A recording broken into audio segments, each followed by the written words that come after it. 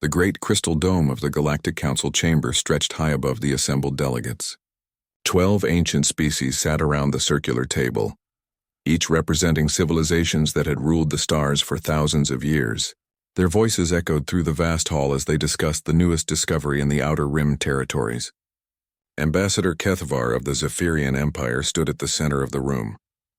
His tall, thin frame cast long shadows under the artificial lights.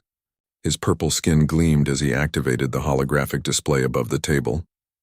A small blue planet appeared, spinning slowly in the center of the chamber. "Council members," Kethvar began, his voice carrying the weight of authority. "I present to you the third planet of the Sol system. The inhabitants call it Earth." The other delegates leaned forward in their seats. Some had 4 arms, others had scales instead of skin. A few breathed different gases and sat in special containers, but all of them shared the same expression of mild curiosity mixed with superiority. "Tell us about these humans," said Counselor Thexara, her insect-like features clicking as she spoke. "What makes them worth our attention?" Kethvar smiled, showing his sharp teeth. "That is exactly the question, honored counselor. These humans are remarkably young. Their species has existed for barely 200,000 years. Compare this to our own civilizations, which have thrived for millions." He gestured, and the hologram changed to show human cities. The delegates saw tall buildings, busy roads filled with vehicles, and crowds of bipedal creatures going about their daily lives. "They still use chemical propulsion for space travel," Kethvar continued. "Their fastest ships take months to reach their own moon. They burn fossil fuels for energy. They fight wars over pieces of dirt and collections of atoms they call resources." Low chuckles filled the chamber. The delegates found human limitations amusing. War strategist Mordak of the Corvan hegemony raised one of his forearms. His red eyes glowed in his rocky face. "If they are so primitive, why waste council time discussing them?" "An excellent question," Kethvar replied.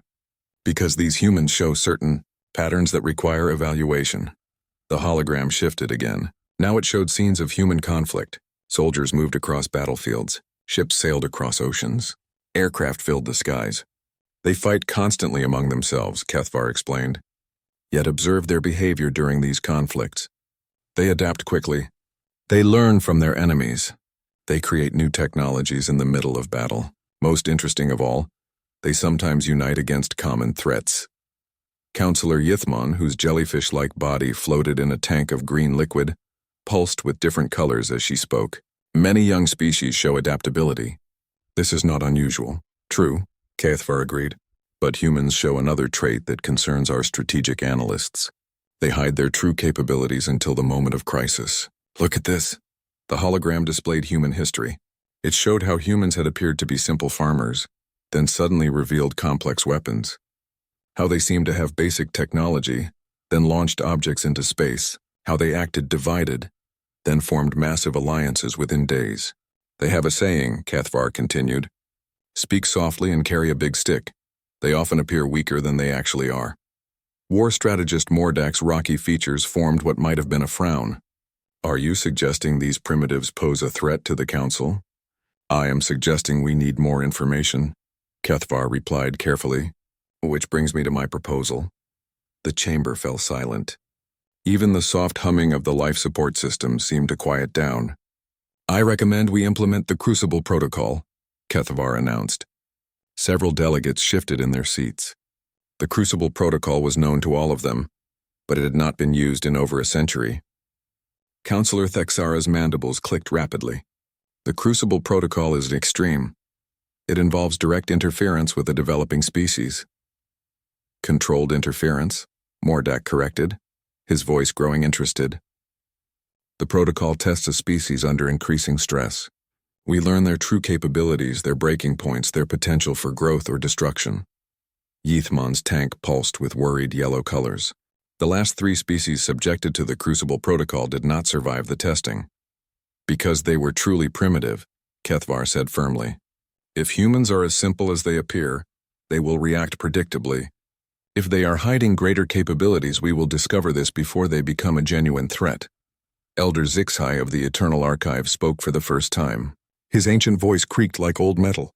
"Explain the testing phases." Kethvar nodded respectfully to the eldest member of the council. "Phase 1 involves subtle resource manipulation. We create small shortages of materials they depend upon. This tests their economic systems and cooperation levels. Phase 2 introduces minor natural disasters in strategic locations. This evaluates their emergency response and ability to help each other during crisis. Phase 3 creates technological failures in their communication and transportation networks. This measures their adaptability and problem-solving skills. And if they pass all 3 phases? Elder Sci-Fi asked. Then we proceed to Phase 4. Mordak answered, his red eyes gleaming. Direct military pressure. Limited orbital strikes on non-critical targets. This reveals their true military capabilities and leadership structure. Phase 5 is final evaluation, Kethvar concluded. Based on their responses to the previous tests, we determine whether they should be offered membership in the Council, placed under protective observation, or... He did not finish the sentence. Everyone in the chamber knew what the alternative was. Counselor Thexara clicked her mandibles thoughtfully. How long would this testing period last? No more than 1 of their years, Kethvar replied. Possibly much less if they break early. The chamber filled with discussion as the delegates spoke among themselves in their various languages. Some voices showed concern, others excitement, and a few displayed the cold calculation of beings who had made similar decisions many times before. Finally, Elder Sci-Fi called for order. We will vote. All in favor of implementing the Crucible Protocol on the human species of Earth? One by one, the delegates raised their hands, tentacles, claws, or other appendages. The vote was not unanimous, but it was decisive. 8 votes in favor, 4 against. The motion passes, Elder Sci-Fi announced. War strategist Mordak will oversee the operation. Ambassador Kethvar will coordinate intelligence gathering. The testing begins immediately. As the council session ended, the delegates began to file out of the great chamber. Most of them were already thinking about other matters. The testing of primitive species was routine work, hardly worth their continued attention. Only a few noticed the small detail in the final intelligence report about Earth. Deep in the technical specifications, buried among thousands of other measurements, was a note about unusual electromagnetic signatures detected in remote areas of the human planet, signatures that suggested the presence of technology far more advanced than anything humans were supposed to possess. But the note was easy to miss, and those who saw it assumed it was simply an error in their monitoring equipment. After all, everyone knew that humans were primitive. The great crystal dome dimmed as the chamber emptied. In the darkness, the hologram of Earth continued to spin slowly. A small blue world about to face a test that would change everything. 3 months had passed since the council began their testing. War strategist Mordak stood in the command center of the hidden monitoring station, watching the displays with growing satisfaction. The first 3 phases of the Crucible Protocol had proceeded exactly as predicted. Show me the human responses to Phase 1, he commanded. The holographic display filled with images from Earth. When the Council had caused oil shortages, humans had argued with each other. When food supplies were reduced in certain regions, riots had broken out. When rare metals became scarce, their stock markets crashed. Typical primitive behavior, observed Lieutenant Krixtal, one of Mordak's assistants. They blame each other instead of looking for the real cause. Mordak nodded. Phase 2 results? New images appeared. The Council had triggered earthquakes in remote areas, caused volcanic eruptions on uninhabited islands, and created severe storms in empty ocean regions. The humans had responded with their usual chaos. Emergency services rushed around frantically. News reporters spread panic. Politicians made speeches. They show some cooperation during disasters, Krixtal noted, but nothing impressive. Phase 3 was the most telling, Mordak said, calling up the final set of images. The display showed the results of the technological failures. When communication satellites had mysteriously stopped working, humans had panicked. When transportation systems failed, their cities had fallen into confusion. When power grids shut down, entire regions had gone dark. They are clearly dependent on their primitive technology, Mordak concluded. Time for Phase 4. He turned to the weapons control station. Target the 3 major population centers as planned: New York, Moscow, and Beijing. Limited strikes only. We want to study their military response, not destroy the species entirely. Sir, Krixtal hesitated. Should we not inform the Council before proceeding? Mordak's red eyes flashed with annoyance. The Council gave me full authority to conduct this test. The strikes will be precisely calibrated. Minimal casualties, maximum psychological impact. The weapon systems charged with a low humming sound. On the display, crosshairs appeared over the 3 human cities. Millions of humans went about their daily lives, completely unaware of what was about to happen. Fire, Mordak ordered. 3 beams of energy lanced down from space. They struck the centers of the targeted cities with perfect precision. The explosions were visible even from orbit, creating mushroom clouds that rose high into the atmosphere. Mordak watched the aftermath with scientific interest. Begin countdown for surrender. Primitive species typically capitulate within 72 hours of orbital bombardment. But as the hours passed, something unexpected began to happen. Instead of panic and surrender, the humans started moving with sudden, coordinated purpose. Military units that had been scattered across the globe began converging on strategic locations. Communication systems that should have been destroyed came back online, using technology the Council's sensors couldn't identify. "Sir," Crixtal called out, his voice uncertain. "I'm detecting unusual activity across the human planet." "Show me," Mordak commanded. The display revealed something that made the war strategist pause. Underground facilities were opening across Earth. Structures that had been hidden so perfectly that Council sensors had missed them entirely. Some were built into mountainsides, others beneath the ocean floor. "How long have those installations been there?" Mordak asked. "Unknown, sir. Our long-range scans show no record of their construction. It's as if they appeared overnight." More reports came flooding in. Human aircraft were launching from hidden bases, but these weren't the primitive jets the Council had catalogued. These ships moved through the atmosphere with impossible speed and silence. "Sir," another technician called out. "Human vessels detected in space." "Impossible," Mordak snapped. "Their fastest ships can barely reach their own moon." But the sensors didn't lie. Sleek ships were materializing throughout the solar system, their hulls reflecting no light, making them nearly invisible against the stars. They had been there all along, disguised as space debris or hidden in asteroid fields. In the underground command center beneath Colorado, Captain Sarah Chen stood before a massive display showing the Council's monitoring station. She had been waiting for this moment for 15 years, ever since Earth's deep space sensors had first detected the alien presence in their system. "All teams report ready," she announced into her headset. Operation Homecoming is now active. Around her, dozens of technicians worked at stations filled with technology that shouldn't have existed on Earth. Quantum computers processed information at speeds that rivaled Council systems. Holographic displays showed real-time positions of every alien vessel within 100 light-years. "Dr. Morrison's team has successfully infiltrated the Council monitoring station," reported Major Williams. "They're downloading their database now." Captain Chen smiled grimly. "Excellent. And our response teams? Standing by in Moscow, New York, and Beijing. Rescue operations are already underway. Casualties are minimal thanks to the early warning systems. The early warning systems that the Council didn't know about. The underground bunkers that had been prepared for decades. The advanced medical technology that could heal injuries the aliens thought would be fatal. On the surface, the world's leaders appeared on television to address their populations. But these weren't the same confused politicians the Council had been monitoring. These were carefully trained individuals who had been preparing for this day since childhood. "My fellow humans," the President of the United States said, standing in what appeared to be the damaged White House. "Today we face our greatest test, but we are ready." Similar speeches were broadcast from Moscow and Beijing. The words were different, but the message was the same. Humanity would not surrender. In the Council monitoring station, Mordak watched the broadcasts with growing confusion. These humans are acting as if they knew this attack was coming. Perhaps they prepared for the possibility of alien contact?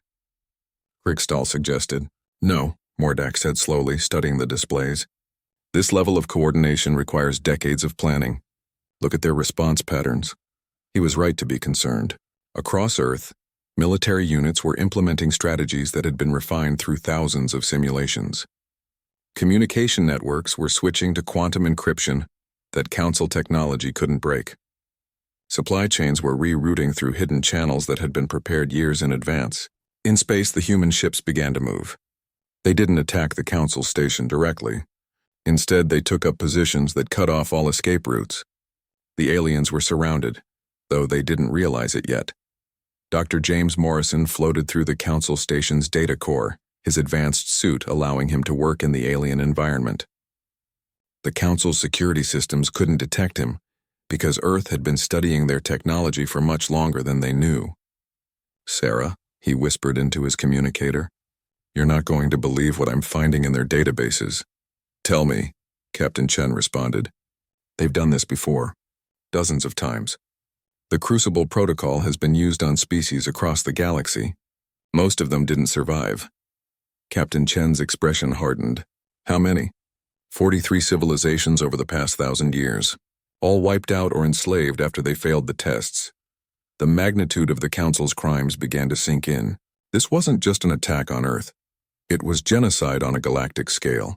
"Dr. Morrison," Captain Chen said quietly, "download everything. Every file, every record, every piece of evidence. The galaxy needs to know what these aliens have been doing." Back on the Council Station, alarms suddenly began blaring. Mordak spun around to see technicians scrambling at their stations. "What's happening?" he demanded. "Sir, there's a human ship directly outside our main airlock." On the display, a sleek vessel had appeared from nowhere. It sat motionless next to the station, its hull gleaming with unknown metals.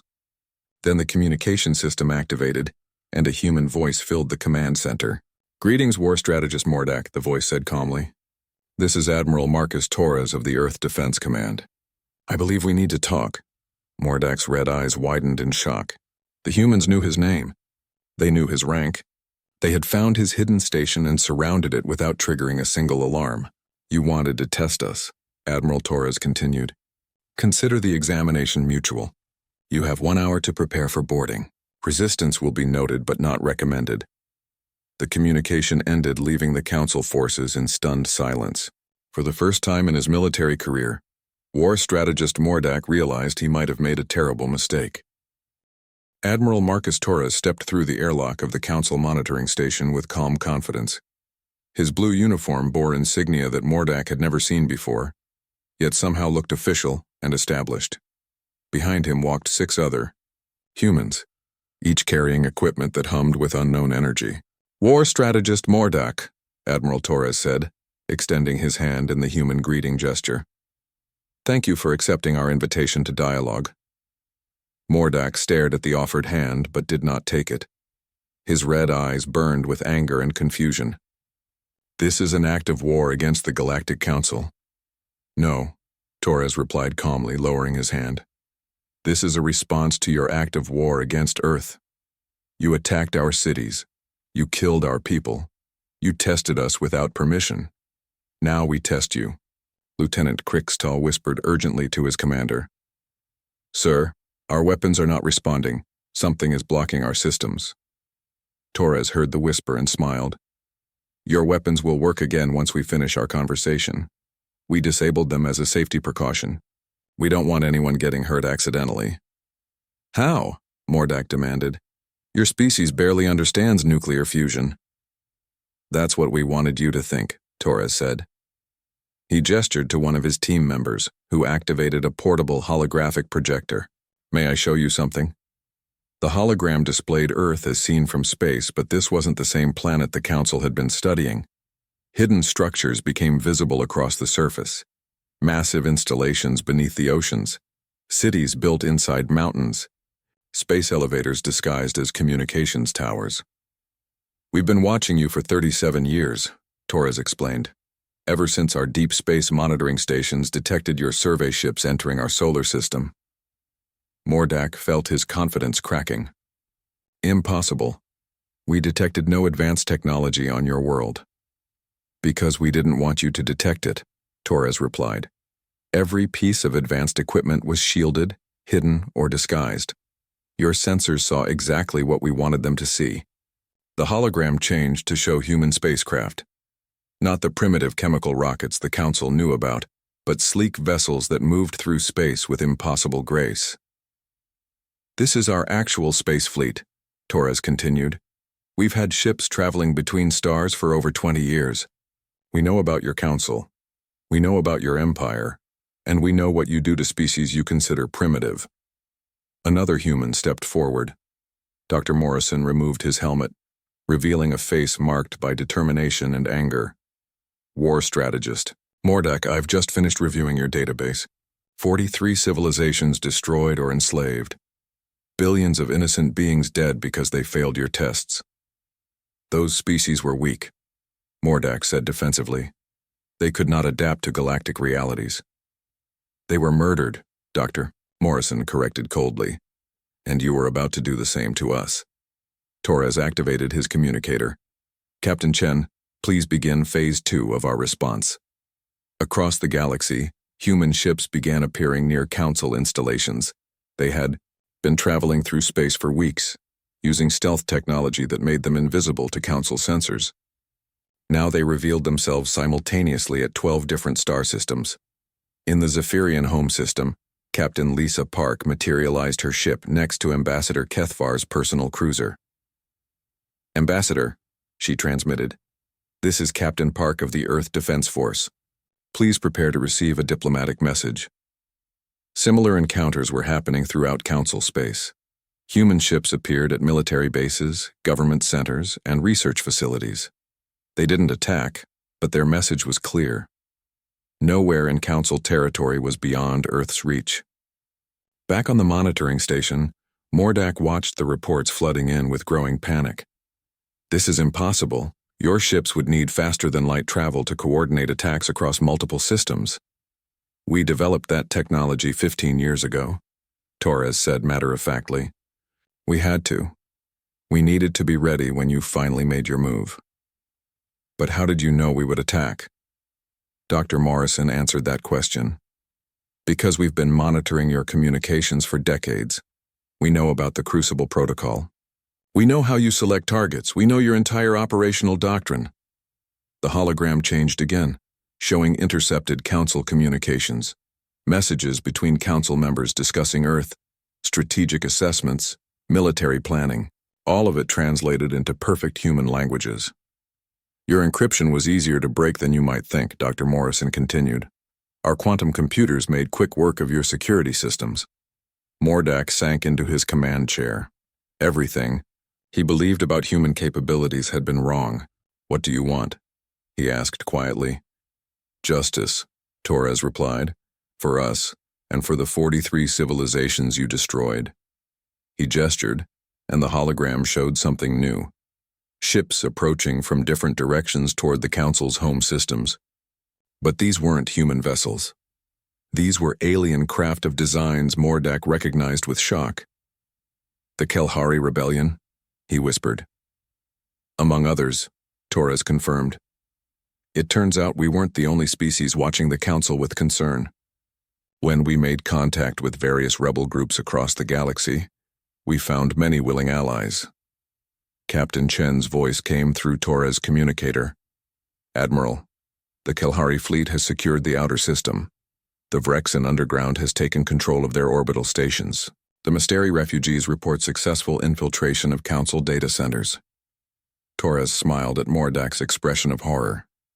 You see, war strategist, your Council made many enemies over the centuries. Species you conquered, civilizations you enslaved, rebels you scattered to the winds. They've been waiting for someone strong enough to stand against you. We gave them that strength, Dr. Morrison added. Human technology, human tactics, human determination.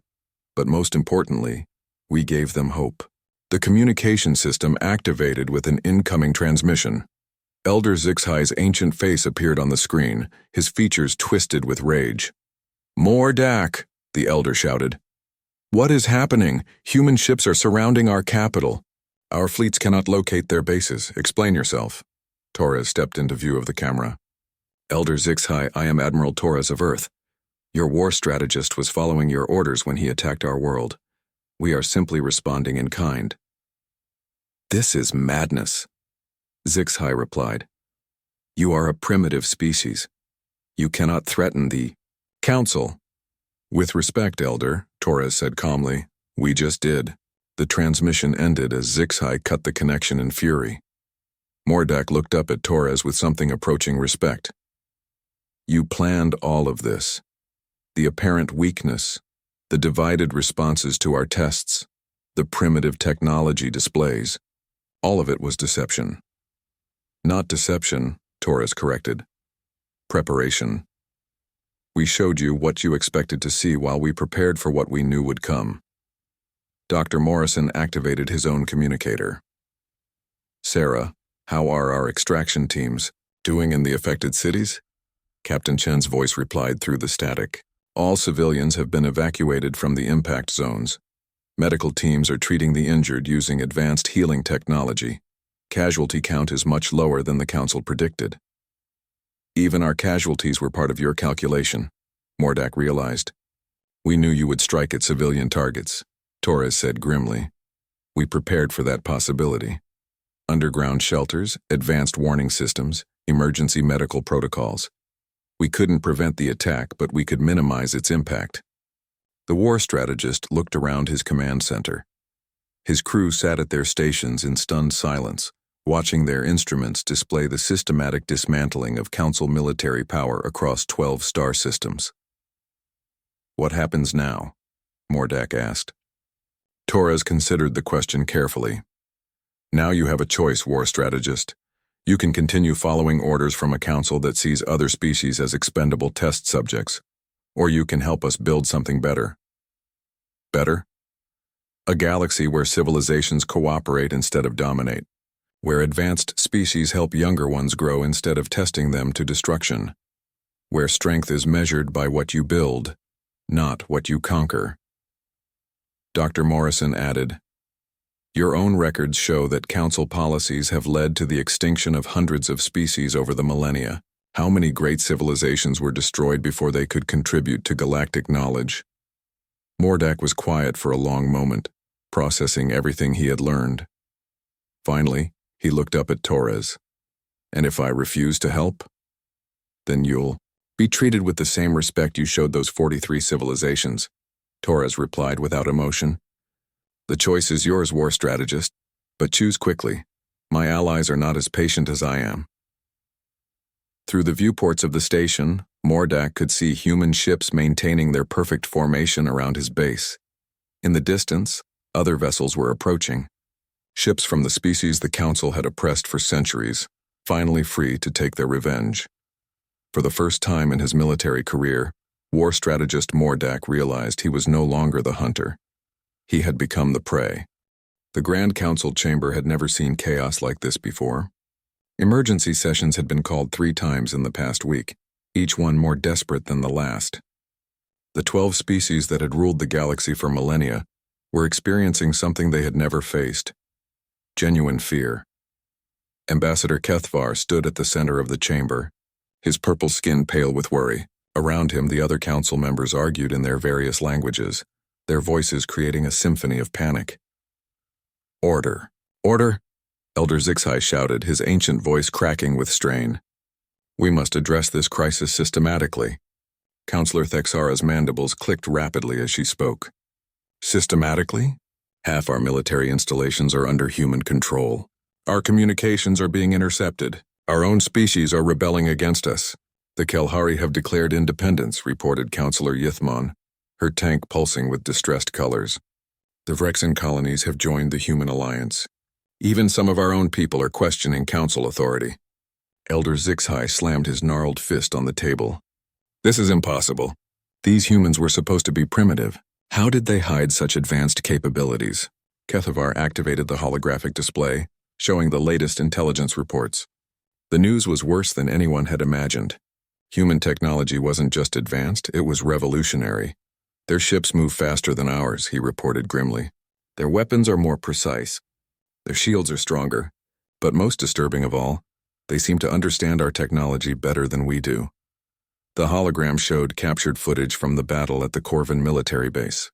Human ships had appeared without warning, disabled the defensive systems with surgical precision, and captured the entire facility without destroying it. They're not trying to destroy us, Kethvar continued. They're studying us, learning from us. Every facility they capture gives them more knowledge about Council technology and tactics. What about our reinforcement fleets? Demanded General Vroxhan, his scales shifting from blue to angry red. Neutralized, Kethvar replied quietly.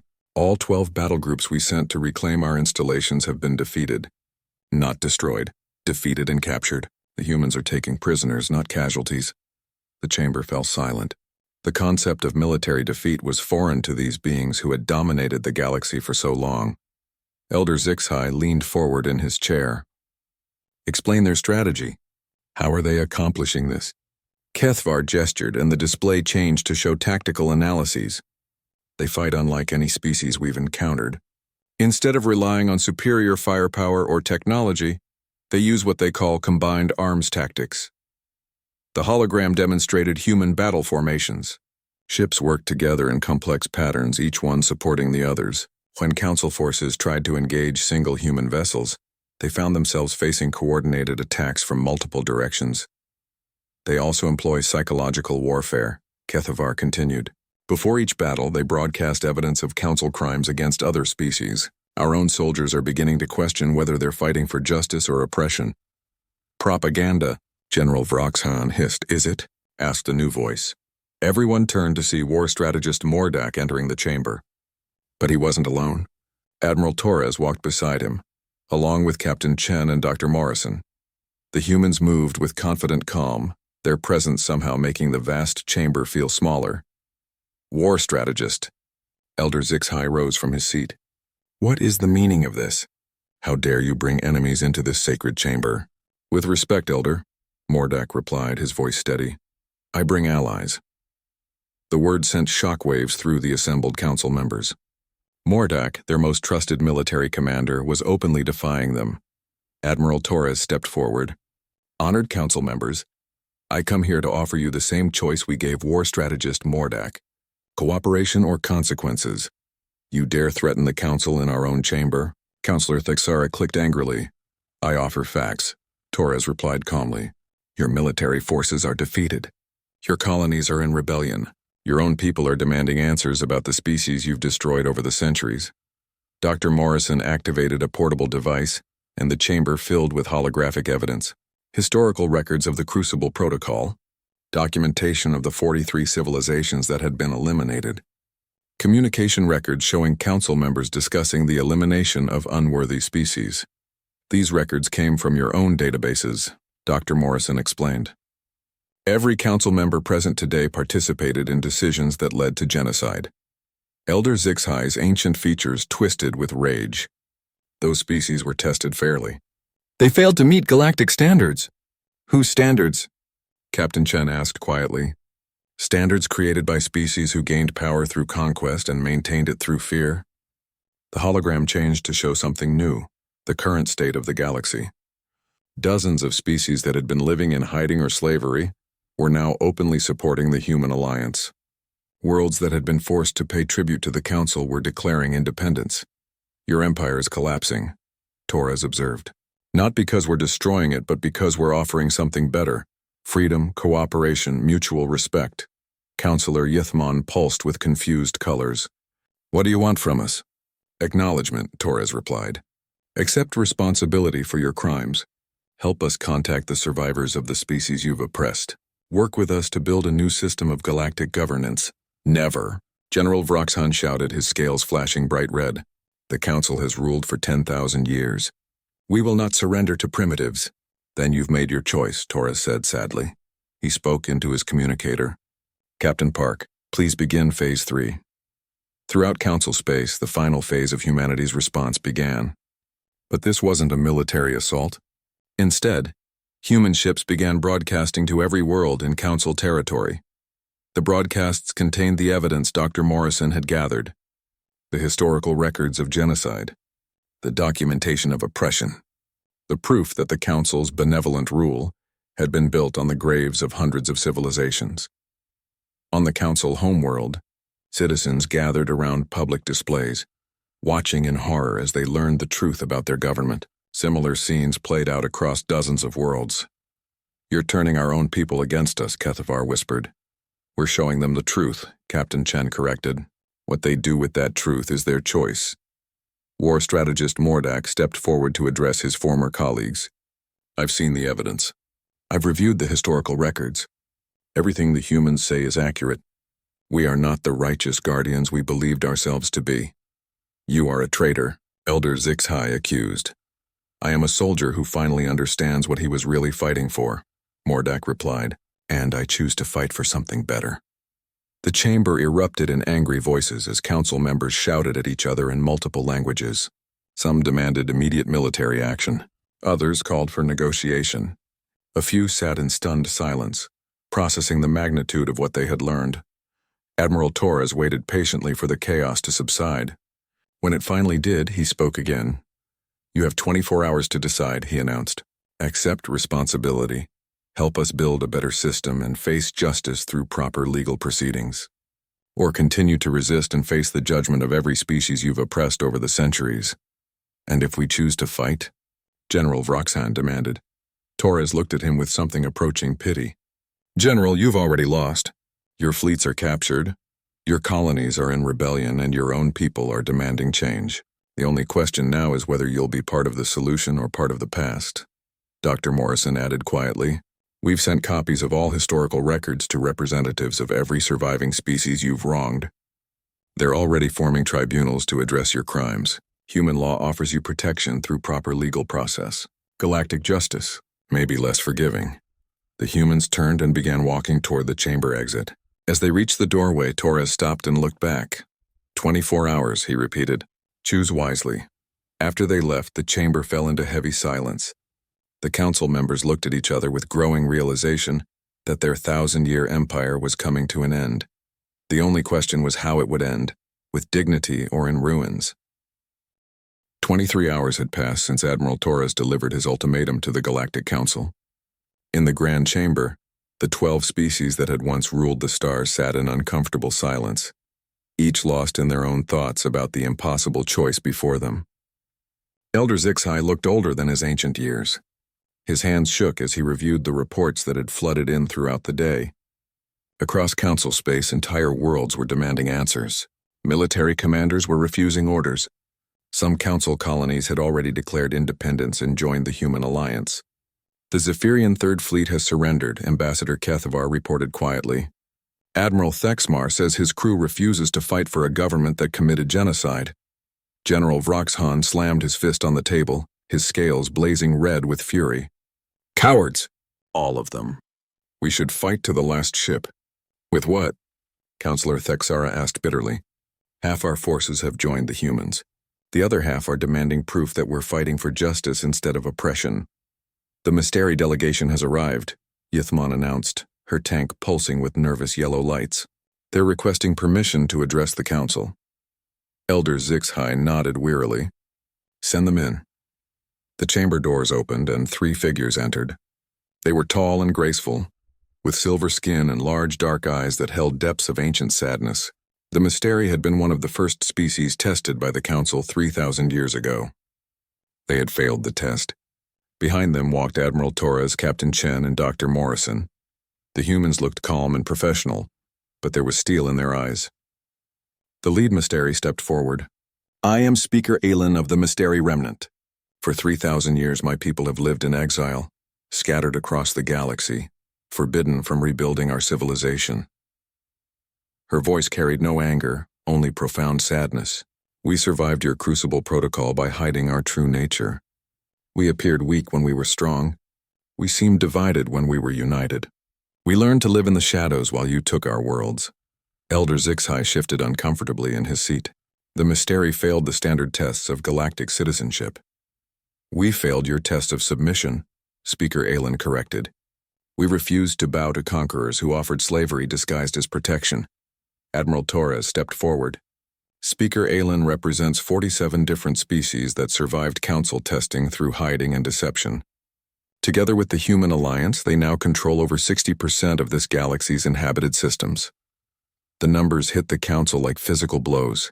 Their empire wasn't just collapsing, it had already collapsed. They simply hadn't realized it yet. What do you want from us?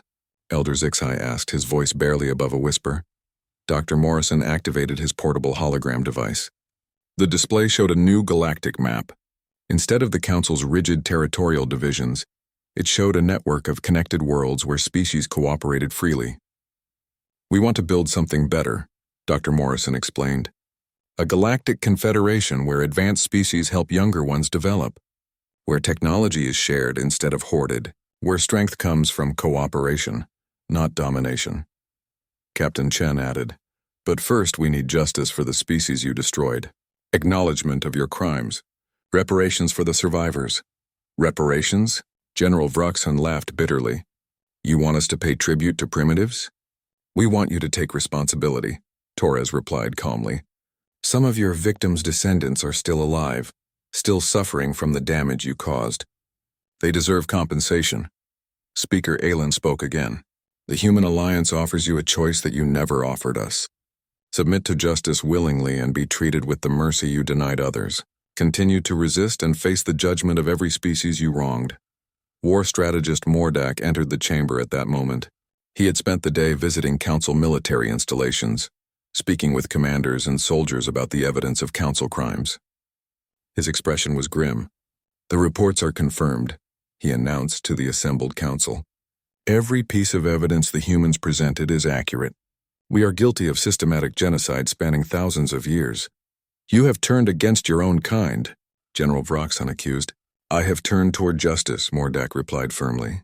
"As a soldier, I swore to protect innocent life. I will not continue serving those who destroy it." Elder Zixhai looked around the chamber at his fellow council members. Some met his gaze with defiance. Others looked away in shame. A few seemed lost in thought, perhaps remembering decisions they had made long ago. "If we agree to your terms," he said slowly to Torres, "what happens to us?" "You face trial for your crimes," Torres replied. "Legal proceedings conducted by representatives from every species you harmed. If found guilty, you'll serve sentences appropriate to your actions. And if we're innocent?" Speaker Aylin's dark eyes showed a flicker of what might have been pity. "Elder Zixhai, you personally authorized the destruction of my homeworld. You signed the orders that scattered my people across the galaxy. Do you truly believe you are innocent?" The ancient being seemed to shrink into his chair. For perhaps the first time in millennia, he was forced to confront the reality of his actions. Dr. Morrison stepped forward with a new holographic display. "We've also prepared rehabilitation programs for Council species who choose to join the new Confederation. Education about cooperative governance, training in ethical decision-making, support for those who want to make amends. You would help us?" Counselor Thexara asked, her mandibles clicking with surprise. "We believe in redemption," Captain Chen replied, "even for those who have done terrible things. But redemption requires acknowledgement of wrongdoing and genuine effort to change." Admiral Torres checked his chronometer. "You have 47 minutes remaining to decide." The silence stretched for long moments. Then Counselor Yithmon spoke, her tank pulsing with resigned blue colors. "I vote to accept the human terms," she said quietly. "I have reviewed the historical records. We are guilty of the charges against us. We deserve justice." One by one, other council members began to speak. Kethavar voted to accept, then Thexara. Even war strategist Mordak, though he had already chosen his side, formally cast his vote for cooperation. In the end, only General Vroxhan and 2 others refused to surrender. They declared their intention to fight to the end, gathering what loyal forces remained to them. Elder Zixhai was the last to vote. The ancient being looked at the humans with something approaching respect. "I have ruled this galaxy for 10,000 years, he said slowly. I believed we were bringing order to chaos, civilization to barbarism. I see now that we brought only fear and death." He paused, seeming to age another century in that moment. "I vote to accept your terms, Admiral Torres. We surrender ourselves to galactic justice." The formal surrender took place 3 days later on a neutral world chosen by the surviving species. Representatives from dozens of civilizations witnessed as the Galactic Council officially dissolved itself and transferred authority to the new Galactic Confederation.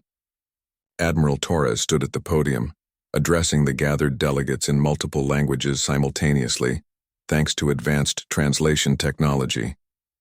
"Today marks the end of an era of domination and the beginning of an age of cooperation," he announced. "The new Confederation will be built on principles of mutual respect, shared knowledge, and protection for all species, regardless of their age or development level."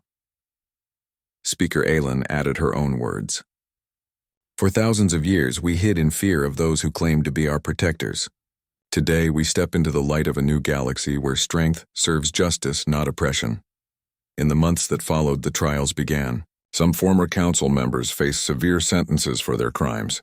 Others, like Kethvar and Mordak, worked to make amends by helping establish the new government.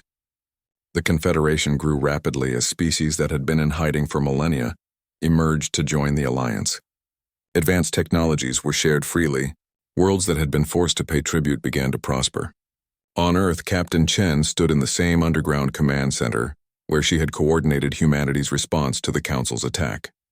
But now the screens showed ships from dozens of species working together to explore new regions of the galaxy.